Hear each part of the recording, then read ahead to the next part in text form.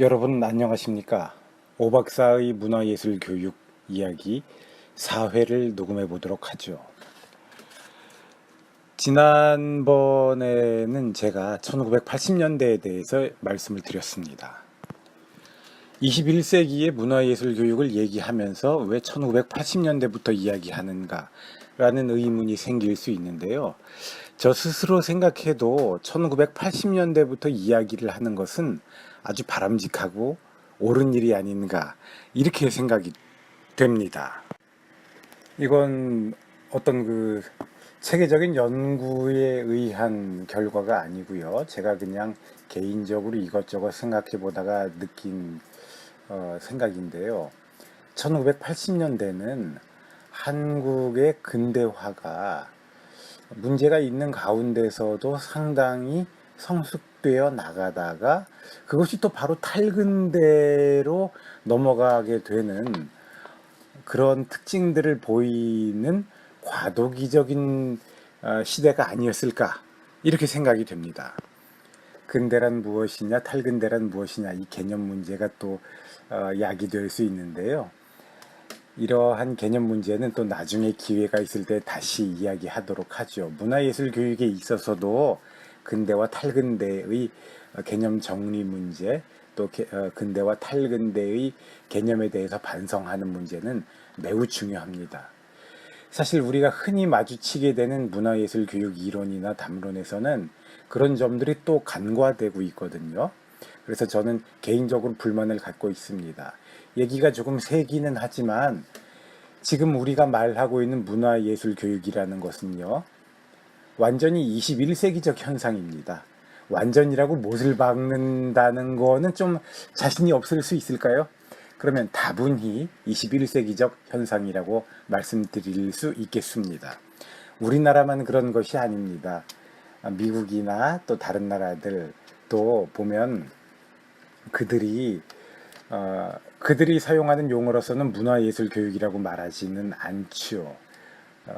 예술 교육이나 또 다른 어떤 우리말로 번역을 하자면 문화와 예술 교육 혹은 또 대부분 문화 교육 혹은 예술과 문화 교육 이런 식으로 표기되는 그러한 형태의 교육들은 다분히 21세기를 준비하기 위한 탈근대의 시대를 준비하고 대처하기 위한 성격을 가지고 있습니다. 다른 나라의 경우나 우리나라의 경우에 문화예술 교육 혹은 문화교육, 예술교육 이런 개념들이 21세기나 탈근대에 적응하기 위한 것이라는 것은 제가 역시 또 개인적인 어떤 도사와 같은 통찰력으로 말씀드리는 것이 아닙니다. 여러 가지 자료들을 읽어보면 자료들이 실제로 직접적으로 그렇게 이야기들을 하고 있습니다. 1980년대의 이야기로 다시 돌아가도록 하지요. 왜 1980년대부터 이야기를 했느냐 하면 오늘의 문화예술 교육이 생활과 예술의 결합이라는 특징을 가지고 있는데 그것은 예술을 위한 예술이 아닌 것을 추구하는 것이죠. 예술에 대한 이러한 인식이 우리나라에서는 1980년대에 두드러지게 나타나기 시작했다라는 점이 있고요. 또 지난번에 말씀드렸듯이 장르 통합론 혹은 장르 확산론이라는 것이 오늘의 통합 예술 교육과 일맥상통하는 바가 있습니다. 우리가 문화예술 교육의 현장이나 또 실천의 현장이나 이론의 현장에서 통합 예술 교육 혹은 예술 통합 교육, 예술 통합 이런 말을 많이 듣게 됩니다. 많이 하게 되기도 하죠.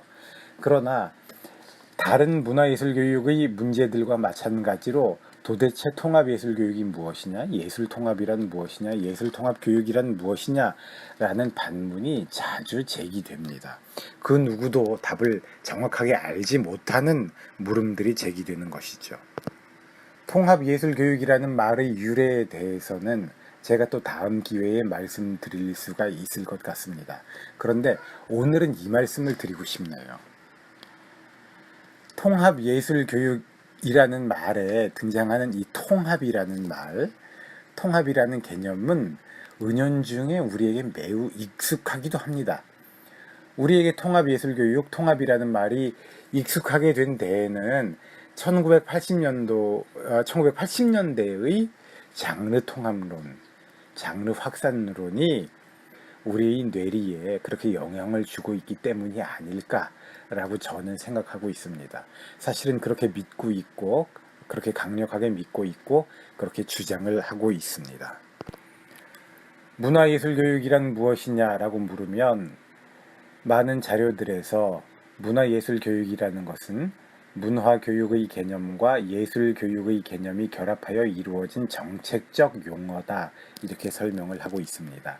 이런 말 들어보신 분들 많으실 겁니다.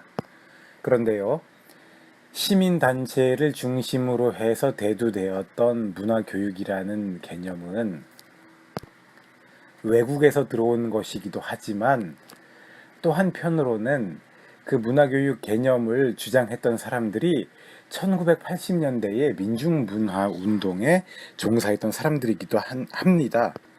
역시 지난번에 말씀드렸듯이 1980년대를 살았던 사람들은 아직도 많이들 현역으로 활동들을 하고 있죠. 그만큼 세월이 오래된 것은 아니니까요. 그들이나 그 주변의 사람들, 그들을 바라보고 있는 사람들이 의식하건 의식하지 않건 간에 1980년대의 민중문화운동은 1990년대부터 나왔던 문화교육이라는 개념에 또 영향을 주게 되고, 그렇게 일종의 진화라고 할까요? 일종의 변형이라고 할까요? 그런 양상을 보이게 되고요.